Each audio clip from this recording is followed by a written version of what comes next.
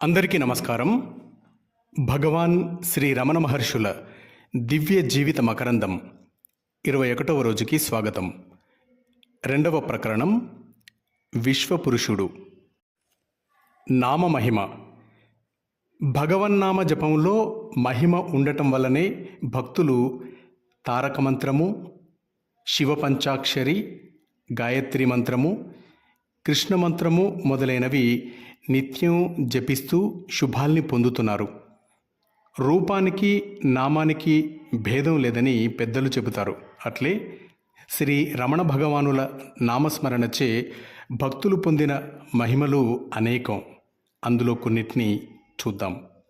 ముందుగా మహామంత్రము జయ శ్రీరమణ అన్న సంఘటన గురించి తెలుసుకుందాం.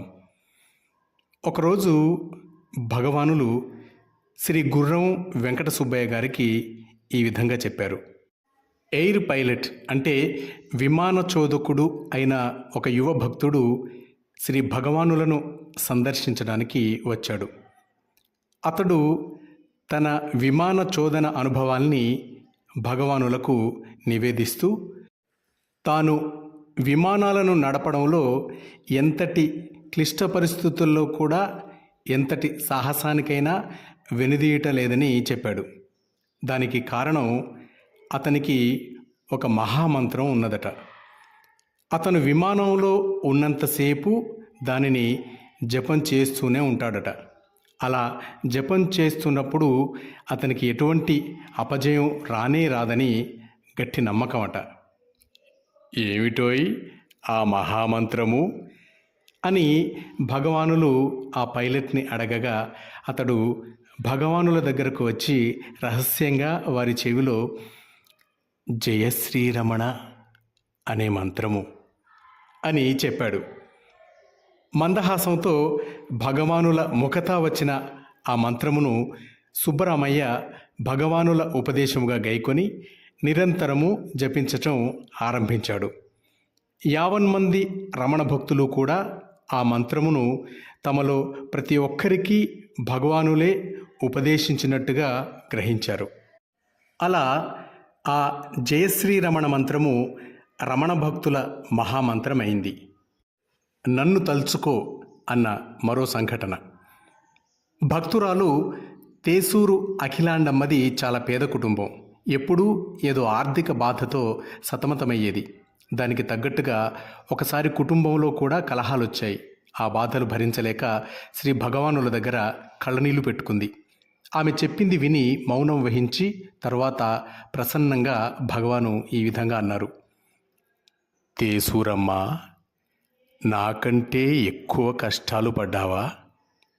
అప్పుడు ఆమె, మీరు అవతారమూర్తులు కనుక భరించగలరు, నాలాంటి దాని సంగతి ఏమిటి అంది. ఆమె మాటలకు భగవాన్ కరిగిపోయారు.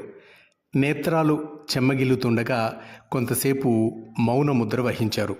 తర్వాత మెల్లగా, ఇక నుండి ఆపదలొచ్చినప్పుడు నన్ను తలుచుకో అన్నారు భగవాన్. ఇక ఆమెకు శ్రీ రమణ భగవానుల అభయం వరమైంది. కారు మేఘాల్లా కమ్ముకున్న కష్టాలన్నీ రమణేశ రమణేశ అని స్మరిస్తే అట్టే తేలిపోయేవి.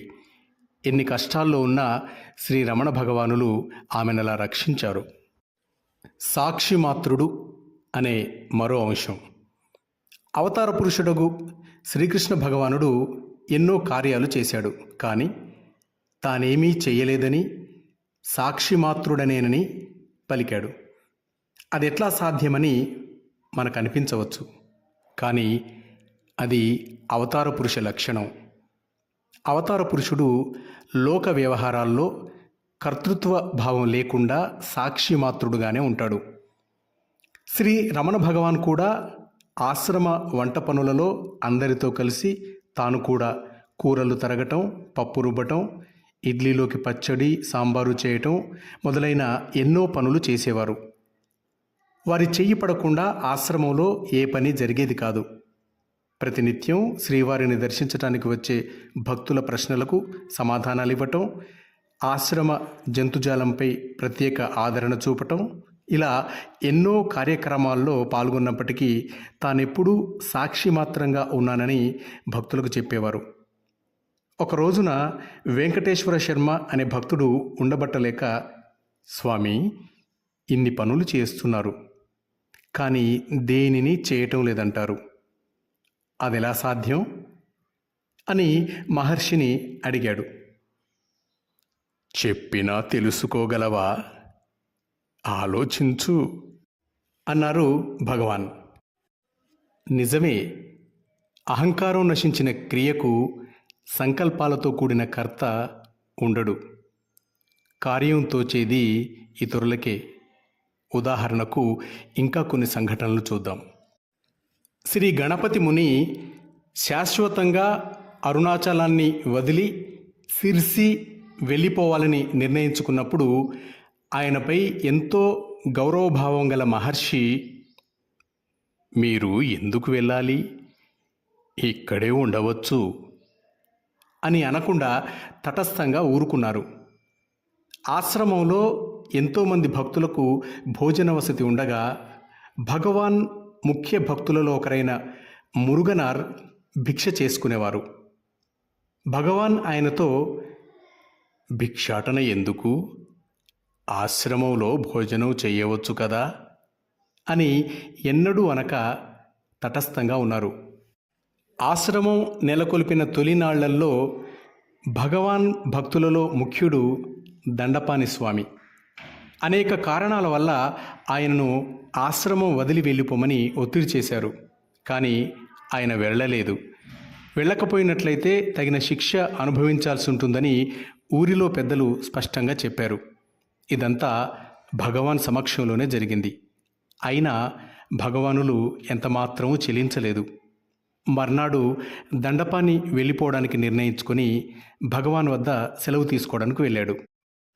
దండపాణి అంటే ఎంతో ప్రేమ ఉన్నప్పటికీ అప్పుడు కూడా భగవాన్ ఎంతమాత్రం చెలించలేదు.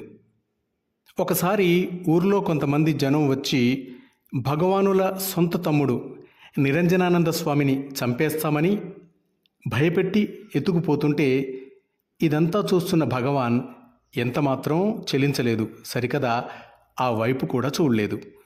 ఆ రోజు సాయంత్రం ఏ అపాయం లేకుండా నిరంజనానంద స్వామి తిరిగి వచ్చి భగవానుల సమక్షంలో కూర్చుంటే శ్రీవారు ఆ విషయమే గమనించినట్లు తటస్థంగా ఊరుకున్నారు.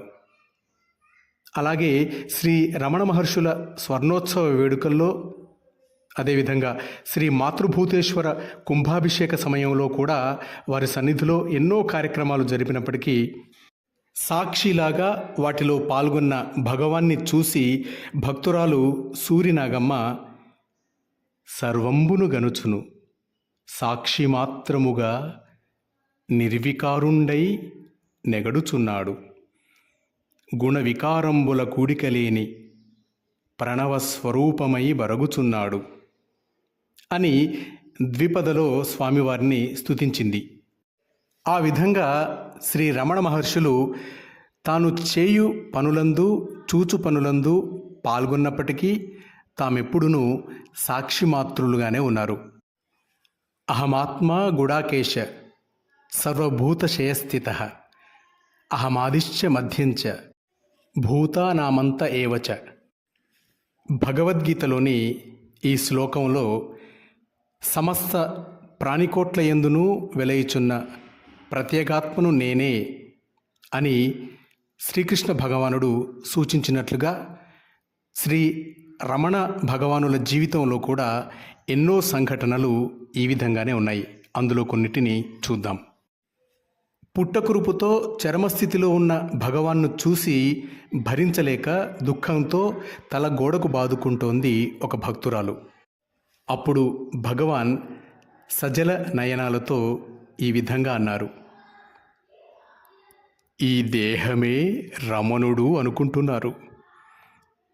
ఈ దేహ వికారాలన్నీ నాకు అంటగడుతున్నారు. నేను ఎంత చెప్పినా వినిపించుకోరు. నేను ఎక్కడికి వెళతాను, వెళ్ళటానికి చోటేది అన్నారు. మరోసారి ఇంకో భక్తుడు మీరు శరీరం చాలించిన తరువాత మాకెవ్వరు రక్షకులు అని ప్రశ్నించాడు. కొంతసేపు గంభీర మౌనముద్ర వహించి ఉజ్వల స్వరంతో భగవాన్ ఈ విధంగా చెప్పారు. మీరు ఈ శరీరమే నేను అని తలుస్తున్నారు. నేను ధరించి తిరుగుతున్న ఈ శవమే మీకు కనబడుతోంది. ఇదే మీ తప్పు. నేను సర్వత్రా నిండి నిబిడీకృతమైన ఆత్మను. నేనెక్కడికి వెళతాను? వెళ్ళటానికి చోటేది? నేనెప్పుడూ ఇక్కడే ఉంటాను.